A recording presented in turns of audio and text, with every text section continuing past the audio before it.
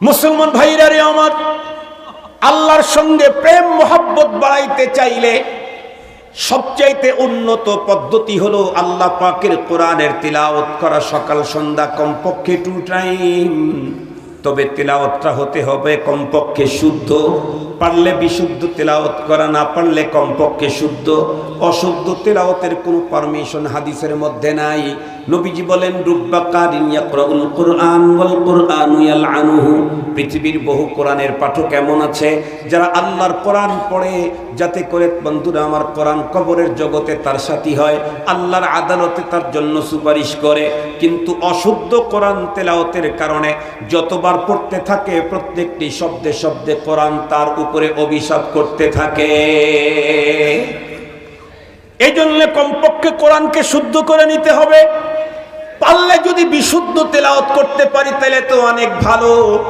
হাদিসে পাকের ভিতরে এসেছে, কোনো মানুষ যদি আল্লাহর কোরআনকে শুদ্ধ পড়ে প্রতি অক্ষরে 10 নেকি, কেউ যদি বিশুদ্ধ পড়ে প্রতি অক্ষরে 70 নেকি, কেউ যদি শুদ্ধ বিশুদ্ধ মিলে ঝুলে পড়ে তাহলে প্রতি অক্ষরে 40 নেকি আল্লাহ দান করে দেয়। মুহতারাম হাজিরিন, আমরা আজকে থেকে কোরআনে পাকের তেলাওয়াত স্টার্ট করব। রাজি আছেন ইনশাআল্লাহ? ঘরে চালু করব। রাজি আছেন ইনশাআল্লাহ? আইন করে দিবেন কড়াকড়ি। কন্টিনিউ যদি খেতে হয় কন্টিনিউ কোরআন তেলাওয়াত করতে হবে। প্রতিটি ঘর, দোকান, মাকান সব জায়গা থেকে কোরআনে পাকের তেলাওয়াত চালু হলে দেখবেন আল্লাহ তাআলার অসন্তুষ্টি চলে যাবে, অসন্তুষ্টি চলে যাবে। রব্বুল আলামিন কিতাবের ভিতরেতে এসেছে, কোন জায়গায় যখন কোরআন শরীফের শুদ্ধ তেলাওয়াত হয় সেখানে আল্লাহ পাকের আরশ থেকে ডাইরেক্ট নূর আসতে থাকে। আল্লাহর আরশ থেকে নূর আসে। কত বড় নসিব হবে যে আমার ঘরে আল্লাহর আরশ থেকে যদি নূর আসে। আপনার ঘরে ইন্টারিম চিফ যদি আসে তাই তো আপনি খুশির চোটে মরে যাবেন। হায় হায়, প্রধান উপদেষ্টা আমার বাড়িতে আসছে। প্রধান উপদেষ্টা বাড়িতে আসলে খুশির চোটে আপনি মরে যাবেন। আর কোরআনে পাকের তেলাওয়াত করলে আল্লাহর আরশ থেকে নূর আপনার ঘরে ঢুকতে থাকবে। একবার না, যতবার তেলাওয়াত করব ততবার, যতবার তেলাওয়াত করব ততবার। এই কাজ ছাড়া যায় না। 1 নাম্বার মনে থাকবে তো ইনশাআল্লাহ।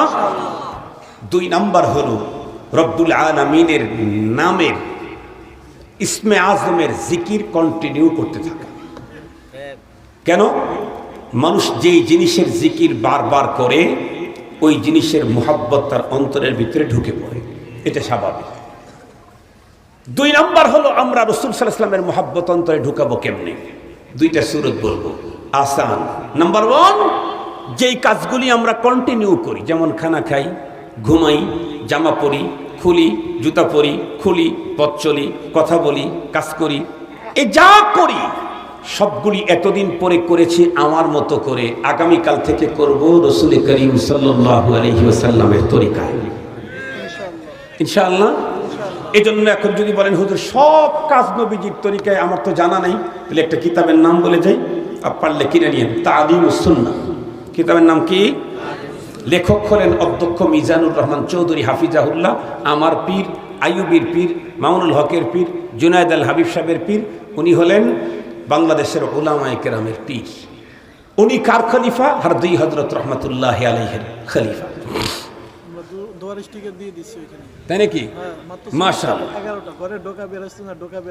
এই তো কয়েকটা দিয়ে রাখছেন, আরো সব টোটাল আপনারা উলামায়ে কেরামের কাছ থেকে জেনে নেবেন।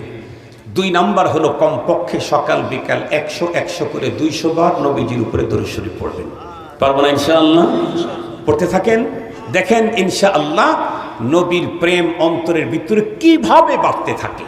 এই 2টা কাজ করেন, সুন্নত মানবো আর নবীজির উপরে দরুদ পড়তে থাকবো। দেখেন নবী প্রেম অন্তরের ভিতরে কিভাবে ঢোকে। এখন হলো দ্বীনের মুহাব্বত, জিহাদ ফি সাবিলিল্লাহ তথা দ্বীনের মুহাব্বত।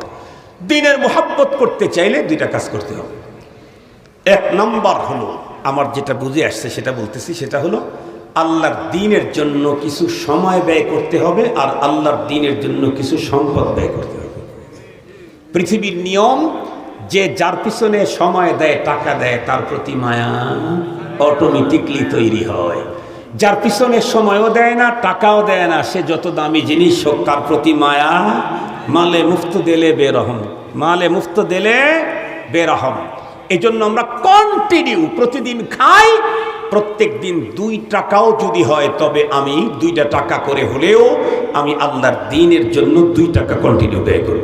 রাজি আছি ইনশাআল্লাহ? 2টা টাকা দেন। 1 টাকা, আমার আজকে কোনো টাকা নাই, 1টা টাকা দিতে লজ্জা করতেছে, চুপ করে মসজিদের ঠঙ্গার ভিতরে দিয়ে দেবো, কেউ তো আর দেখলো না।